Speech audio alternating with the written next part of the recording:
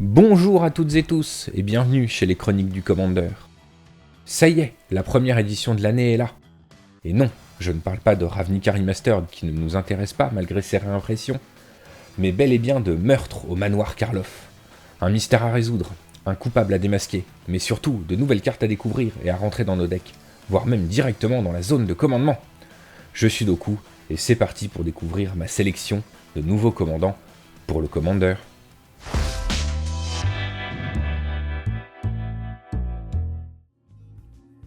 Commençons avec un classique de chez classique. Aujourd'hui, le type à l'honneur est soldat, avec le Commander Mustard. Avant de rentrer dans le vif du sujet, sachez déjà que ce cher colonel Moutarde est en effet le fruit de l'univers infini Cluedo. Il est malheureusement disponible uniquement en anglais et sera trouvable dans chaque bundle Cluedo édition.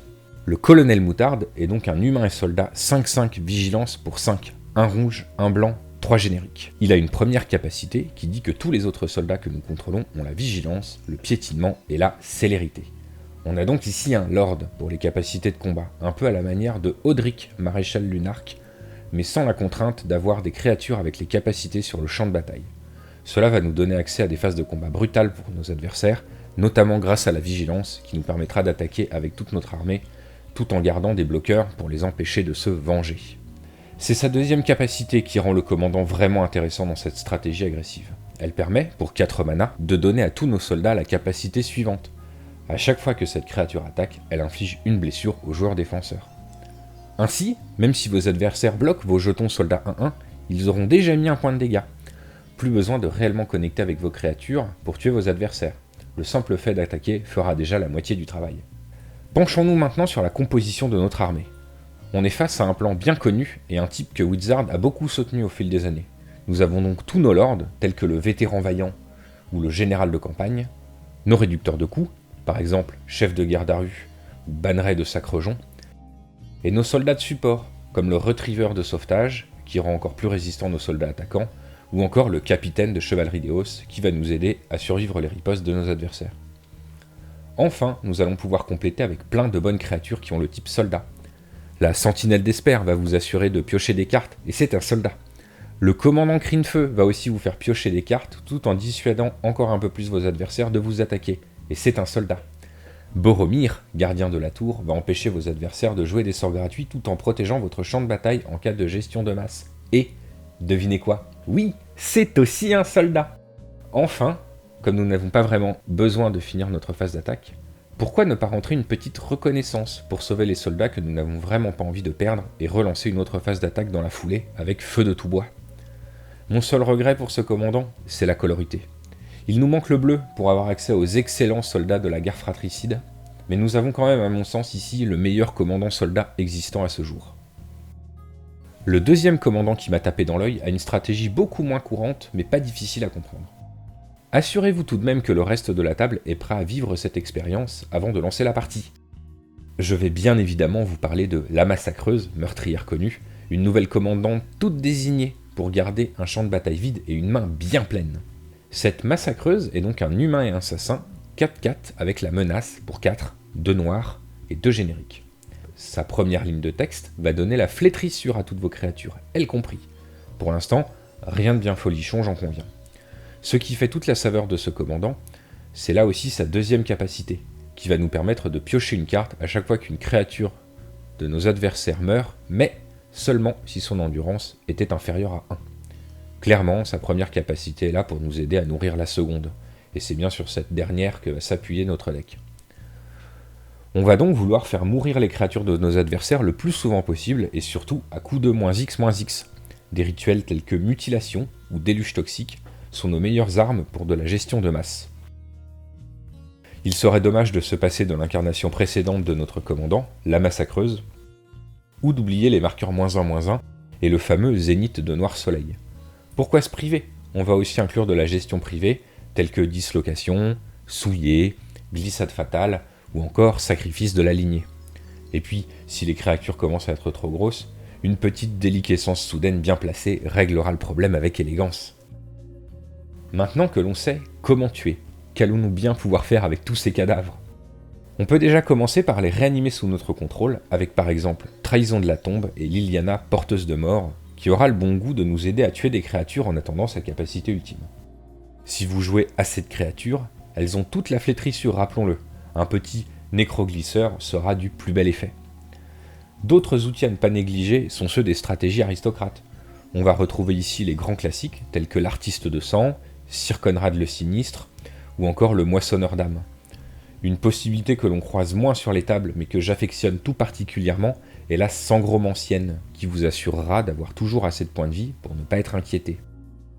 Et voilà, je vous laisse compléter le reste de cette liste avec les outils habituels de Mono Noir, et vos sorts à base de -X préférés, et c'est parti! Vos adversaires n'arriveront jamais à garder leur créature plus d'un tour à votre table. Voilà pour Moutarde et Massacreuse. Avant de passer à la suite pour découvrir si tous les commandants commencent par un M, c'est le moment où je vous embête en vous rappelant que si la vidéo vous plaît, un pouce en l'air et un partage, ça aide énormément la chaîne. Et bien sûr, abonnez-vous si ce n'est pas déjà fait. N'hésitez pas non plus à nous suivre sur Facebook et Twitter pour ne rien rater de nos actualités, et à nous rejoindre sur Discord pour discuter Magic avec nous. Enfin, c'est le début de l'année, et c'est le meilleur moment pour rejoindre l'association si vous le désirez, et profiter de réductions sur tous nos événements. La billetterie de notre prochain tournoi Duel Commander en ligne ne devrait d'ailleurs plus trop tarder à ouvrir, si ce n'est pas déjà fait. Notre commandant suivant est tout mignon. Il a de la fourrure, est issu des préconstruits Commander de l'édition, et adore tout particulièrement les ours. Je veux bien évidemment parler de Duscana, la mère de la rage. Cet ours 5/5 pour 5 de la colorité Naya, un rouge, un vert, un blanc et 2 génériques, ne déborde pas de mots-clés comparé au commandant précédent. Par contre, elle embarque 2 capacités très intéressantes et qui orientent tout de suite la construction du deck. La première capacité se déclenche au moment où Duscana arrive sur le champ de bataille et va vous faire piocher une carte pour chaque créature avec une force et une endurance de base de 2/2 que vous contrôlez. Il va donc falloir jouer des créatures en nombre pour rentabiliser cette capacité. Ça tombe bien, la seconde va également vous récompenser d'avoir joué vos créatures en donnant +3/+3 jusqu'à la fin du tour à chacune de vos créatures avec une force et une endurance de base de 2/2 quand elle attaque. Vous me direz, c'est quand même très situationnel. Il faut des 2/2 en nombre, c'est quand même pas le truc le plus simple à faire. Ne vous inquiétez pas, on va voir ensemble comment régler ce souci. Déjà, on parle bien ici de force et d'endurance de base. Donc tout ce qui pourra booster vos créatures est sur la table et n'empêchera pas le commandant de fonctionner. Bonjour, Ascension du Maître des Bêtes, Éveil du Mirari et toutes les antiennes glorieuses que vous aurez envie de rentrer dans votre deck. Pourquoi se priver? Appel de la meneuse de guerre est dans l'édition principale et semble faite pour rentrer dans le deck. Bon, on a de quoi rendre nos créatures plus imposantes. Maintenant, qu'est-ce qu'on rentre comme créature justement? L'une des optiques que je vois, mais qui me semble une fausse bonne idée, c'est Tipal Ours. Cette stratégie a déjà un commandant phare, avec Ayula, reine parmi les ours, et ce n'est pas l'ajout de 2 couleurs qui change vraiment la donne. Une autre optique qui me semble beaucoup plus rigolote, mais probablement un peu faible, c'est de jouer jetons. Il y a un nombre impressionnant de jetons de 2. Des ours zombies, en passant par les chevaliers et les extraterrestres.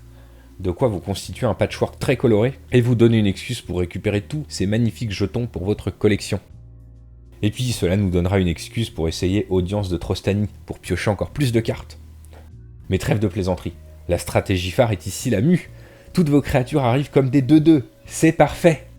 Pardon, je vous fais encore marcher.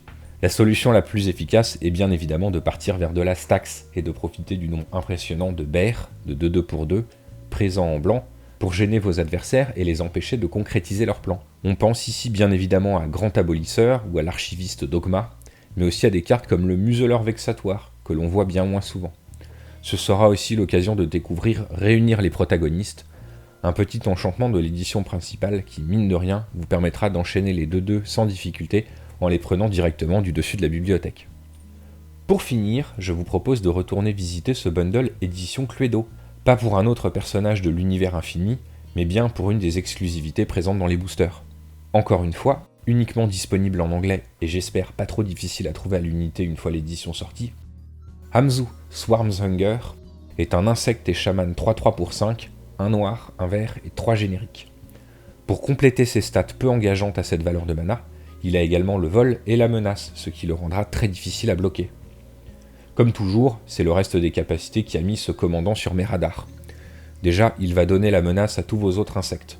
Bon, soit, c'est toujours pas le commandant du siècle, mais il reste un pavé sur la carte. Je vous le traduis. À chaque fois qu'au moins une carte quitte votre cimetière, Vous pouvez créer un jeton de créature noire et verte, insecte, puis mettez un nombre de marqueurs +1/+1 sur lui, égal à la valeur de mana la plus élevée parmi ces cartes. Ne faites ceci qu'une seule fois par tour. Et alors là, d'un coup, le chemin s'éclaire. Certains vous diront de jouer type à l'insecte, mais c'est un leurre. Comme pour du Scana, il existe déjà un bien meilleur commandant pour cette stratégie, Zask, seigneur des Saints Rampants. Pas la peine donc d'aller empiéter dans ces plates-bandes à mon avis, et allons plutôt voir du côté d'une stratégie qui n'avait jusqu'alors pas vraiment de tête de pont, le dragage. Le dragage, c'est une capacité qui vous permet de meuler des cartes au lieu de piocher pour renvoyer une carte avec le dragage dans votre main depuis votre cimetière. Et c'est exactement ce que veut faire le commandant. Remplir notre cimetière pour trouver des trucs à en faire sortir, et justement faire sortir des trucs du cimetière. Un troll des tombes Golgari va générer un 6/6 et meuler 6 cartes à lui tout seul. Ogak, Nécropole Transcendanté, va revenir pour 0 grâce à toutes nos cartes au cimetière et accompagné d'un deuxième 8/8, de quoi vous assurer très rapidement un champ de bataille conséquent. L'édition principale ne manque pas non plus de support et c'est très appréciable. On va pouvoir jouer de petites choses avec rassembler des preuves, comme le Cryptex, qui est un caillou plein de synergie.